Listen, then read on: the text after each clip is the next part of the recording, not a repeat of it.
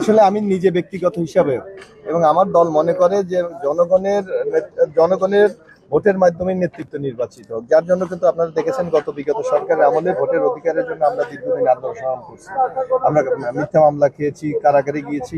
আজকে আমি যখন মাঠে গেলাম আমার কাছে সত্যি আনন্দ লেগেছে যে একটা মনে হয় উৎসব 70%, 75%, মানে 60% নিচে আমি কোথাও দেখি। এই যে উৎসাহ উদ্দীপনা, এটাই আমি মনে করি আগামী দিনে মানুষের অধিকার প্রতিষ্ঠার জন্য গুরুত্বপূর্ণ ভূমিকা পালন করবে।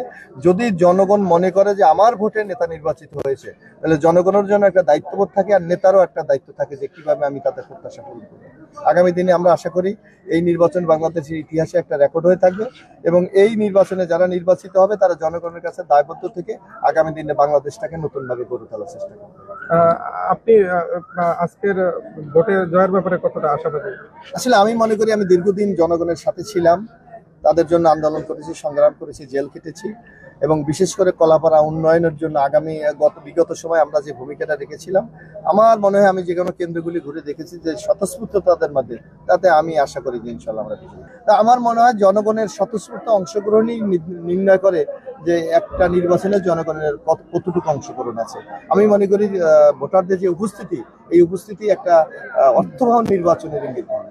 আপনাকে অনেক ধন্যবাদ। চলনবিল প্রবাহ, মা মাটি মানুষের কণ্ঠ।